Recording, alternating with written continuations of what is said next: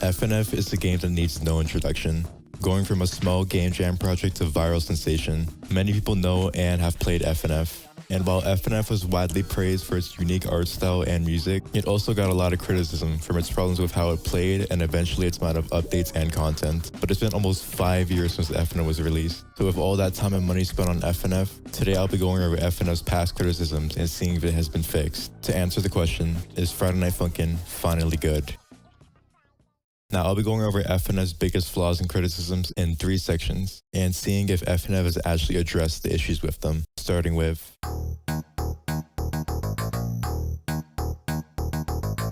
Now, I'm sure that everyone's heard the story of FNF being made for the Ludum Dare game jam about 100 times already, so I won't bore you with the details. Just know at the start of FNF, its engine was pretty bare bones, and it had been for quite a while, even after the game started receiving more updates. With many of people's criticisms of FNF stemming from how the game plays and feels. I mean, really, let's take a look how FNF was like back then. Even though FNF was technically a rhythm game, it had a lot of the options of a rhythm game stripped from it. From basic things that most rhythm games have, like accuracy stats, custom keybinds, custom offsets, and not even having an option for down scroll. FNF also has some weird quirks with it too, that can become pretty annoying, like how there's a reset key that insta-kills you if you press it. It just so happens to be near one of the keybinds that you're forced to use. The same goes with the mute button, which is also near one of the forced keybinds. It's just bad design to make such a distracting bind so close to the actual keybinds the player is forced to use. Like seriously, whose idea was it to add in such a stupid so close to it? Like there's multiple times where I freaking hit the thing by accident. But the main problem with the technical side of FNF stems from the engine itself, like how the notes don't actually function as a 4-key note should.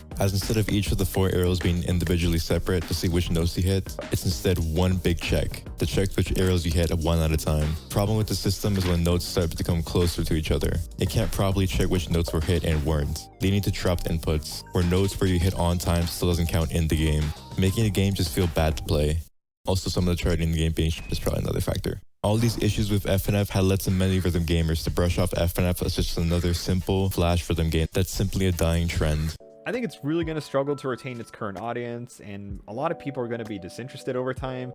The fact that the game lacks an offset adjustment system, there's no settings, you cannot change your keybinds, and you can't change your scroll speed either, it makes it very, very lacking. Alright, now let's see how current FNF handles these issues. FNF seems like it's catched up quite a lot to other rhythm games, with accuracy stats at the end of a song are weak, not only custom keybinds for the game, but for other things like the UI and debug settings, which is nice to see they went above and beyond with customization, inputting offsets in the game now. And yes, they added down scroll, so there's no need to flip your entire monitor around or do whatever the fuck this is. And a bunch of quality of life features to make FNF a pretty solid rhythm game experience. And yes, they have gone ahead and fixed the charting and dropped inputs. Playing the game now feels very different compared to when it first started, even if the changes aren't apparent at a first glance. While FNF still and may never be on the same level of other high-level rhythm games, it's shown that it's become a very competent rhythm game. It can actually be fun to play, despite its simplistic nature. And while we're on the subject of things improving over time, let's talk about something very important that's time-related, that being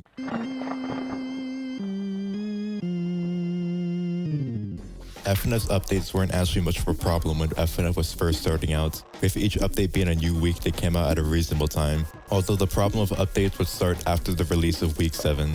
After that, there was a complete lack of updates from FNF. What's worse was that the developers were being pretty quiet on development, only really giving updates on its progress from random live streams. And whenever the dev did announce a release date, it got delayed. And this wasn't just a short delay. No. The next update took 1,107 days to release. To put that into perspective, Undertale, one of the most critically acclaimed indie games of all time, took around 974 days to make. The entire development of Undertale was faster than the weekend update. All of this led to many people believing that the devs just ran off with the Kickstarter money. But after the weekend update finally dropped, the devs started to become a lot more transparent with development, with them even showcasing a new update system, with pit stop and destination updates. Pit stop updates being more smaller updates that usually add on to the game, and destination updates being the bigger updates that add a whole lot of new content to the game. Definitely a much better system to push out updates without waiting so long for progress on the game. An official account for FNF was also made on different socials to show updates or progress on the game. So while updates may still take time, they are definitely more consistent than the hiatus we had on week 7, due in part from the Funkin crew going from just 4 developers to bringing a lot more people to work on the game. A good amount of those people being FNF modders too. So FNF has definitely become much more transparent and consistent with their updates. But with all this talk of the game updating, I think it's about time we talk about what the updates bring to the table. More specifically, when FNF was in its very early stages, even with it being very high effort and enjoyable, its amount of content was admittedly a bit lackluster, with most people finishing the game in under an hour. This lack of content was especially noticeable during week 7's hiatus, with FNF modders having to step in and keep the game alive during that time, which eventually led to many people comparing mods to the base game. Even some saying that mods have actually become better than the base game. All this discourse got FNF some flack for relying so heavily on mods for its engine and content for a while. But FNF now has a lot of in-game content, with erect mode mixes being a harder version of a song, and Pico mixes, songs where Pico's the one singing. I mean, duh. Not to mention many of the new songs having their own cool events to add so much more character to the game. Even FNF's gameplay loop is much stronger now, with the results screens and ranks being a clever way to keep up with the rhythm game's main focus being to try and keep going for a better score, while also sticking to its roots of just trying to beat the opponent. So players can just play the game as usual, or keep going for a higher percentage and a better rank.